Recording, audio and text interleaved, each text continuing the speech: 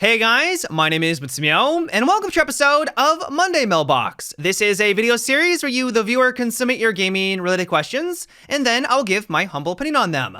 To get the formalities out of the way real quick, if you'd like to submit your own question that could be featured in an upcoming episode, you can do so by leaving a comment down below, or by sending me a Facebook or Twitter message. The first question today comes from Michael, and it is, do you think that Ubisoft will ever fix the mouse and keyboard problems on console?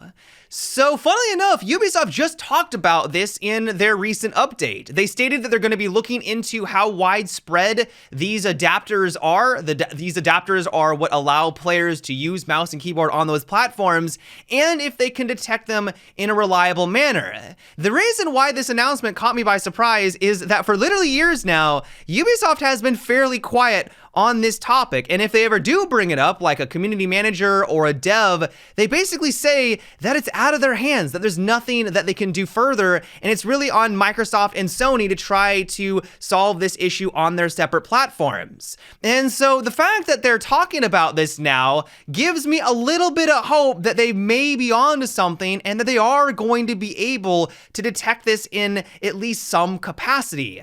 Now, I don't want to give people too much hope, because if we are being honest with ourselves, this is a very difficult problem to resolve. Many other video games have attempted to fix this issue, and all of them have fallen short. There have been some success stories here and there, but by and large, the people that are making these adapters just update their software to work around it. And so I'm really crossing my fingers that Ubisoft is going to be able to have at least some solution here. I can completely sympathize with those players that want to have a competitive environment on console, and as soon as they do start to rise through the ranks, they begin to go against these players that have this distinct advantage. People who are using a mouse and keyboard are going to be more precise. In a game like Rainbow Six Siege, where precision is pretty important, that's going to put you at a massive disadvantage. In general, though, this is going to have to be a wait and see. We don't have anything concrete. This is something that is going to be ongoing, but I'm really rooting for Ubisoft and everyone on console for them to finally solve this problem.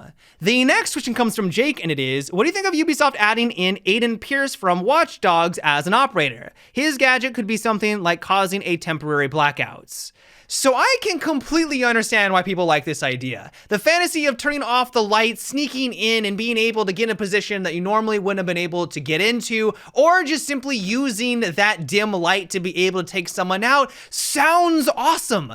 But in reality and in Siege, I just don't know if it would work out the way that people think that it would. On the one hand, how is this mechanic going to function? Do you turn off all the lights and then you have Iron V goggles so that you can see easier? If that's the case, everyone on the defensive or offensive team, whoever has the ability, that just sounds frustrating. If you can't see what's happening around you, but they can see you clear as day because they have these special goggles, like, you're not gonna be able to win. You're gonna be at a massive disadvantage. That doesn't sound like a fun gameplay mechanic. If it does just completely turn off the lights, where everything is harder to see for everyone, once again, that just sounds like it might lead to frustration. You're gonna have moments where you miss someone because you didn't notice on the right-hand side, because it's so dark, that little bit of movement, but they were lucky enough to see you slightly move or enter into the room, and you're the one that now gets taken out because of that. I also have a feeling that they would have to completely rework the way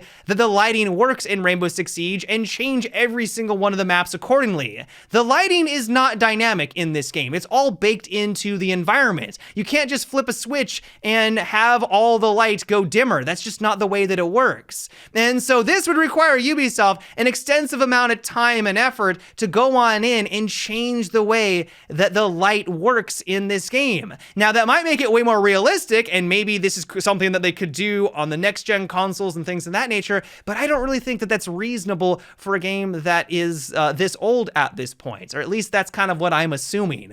And so overall, while I completely understand where you're coming from, this sounds awesome in theory, I just think there's a lot of things holding it back. I think that that would get old pretty fast, but that might just be me. The next one comes from James, and it is, do you think that the new Star Wars Squadrons is going to last? So if I'm being honest with you, No, I don't think it's going to last that long.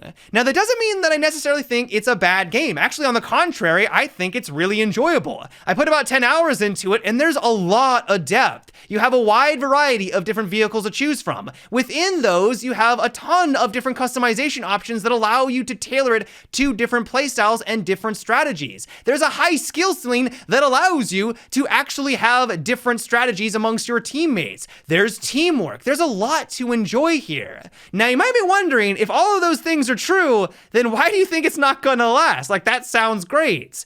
This is a game that is going to appeal to a small subset of players. It is very niche by nature, and I have a suspicion this is going to be something like the Titanfall franchise, where people who get good at it really like it and think that it's the best thing ever, but then also wonder why no one else is playing. I already noticed during my time when I went to go against someone who was clearly better than me, I felt like there was nothing that I could do. I was getting destroyed by them over and over and over again. This isn't like COD or your other FPS where if you get a flank even on the best player, you can take them out because you were able to take them by surprise. That doesn't happen here because you need to be reliable with your accuracy and you need to have a good understanding of the flight controls. Like, even if you do get that flank off, they're going to be able to run circles around you and turn the tables and take you out no problem whatsoever. Now, the one big thing that it does have going for it, and I'm hopeful that this is what maintains a player base for a while, is that this is Star Wars that we're talking about. Even though that the gameplay itself might only appeal to a small subset of players,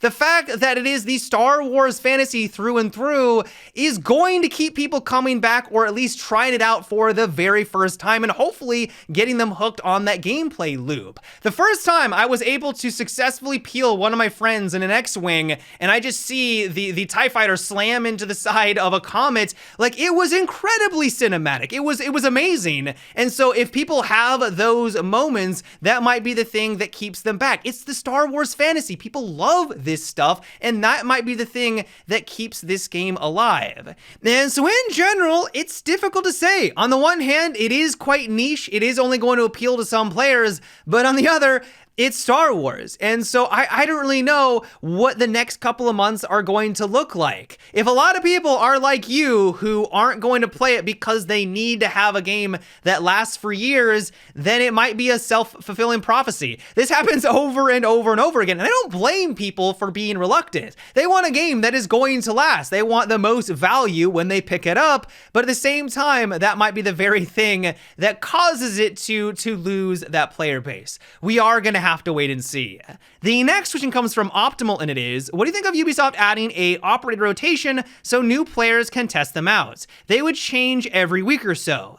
I am honestly surprised why we don't have this functionality in Rainbow Six Siege. This game already mirrors a lot of other free-to-play games out there, at least when it comes to monetization. League of Legends is a really good example. There is a ton of characters to choose from, and to give new players, or even people that have been here for a while, the chance to try out operators for free for a couple of days seems like it would be a great addition. You're not gonna know what character you think is gonna fit your playstyle. You don't know if it actually is someone that you're going to like. And so to have to drop 25,000 renown on someone that you're not really 100% sold on, and then you realize, nope, this is actually awful, like, that's gonna sting. And so to have a system in place, even if it was just a couple characters, 2, 3, 4 operators each week that went on rotation and were free each time, that would allow them to make that decision a little bit easier. Now, the reason why I suspect that they haven't done this yet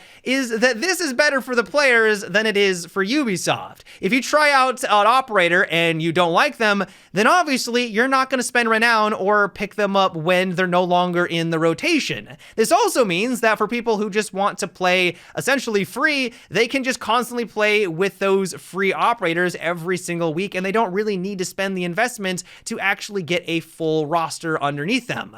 That could be another reason why. In general, though, I think that this would be an amazing addition into Rainbow Six Siege. It has loads of benefits. I can't really think of any drawbacks, at least off the top of my head, and so I would love for them to finally introduce something like this to the game. But yeah, guys, that is it for today's episode of Monday Mailbox. I hope you enjoyed. Let me know what you thought about what we discussed in today's video. Would you like them to rotate free operators each week? Why or why not? Let me know down below in the comments. As always, if you'd like to submit your own question for an upcoming episode, you can also leave a comment or by sending me a Facebook or Twitter message. But until next time, guys, have a good one and take it easy.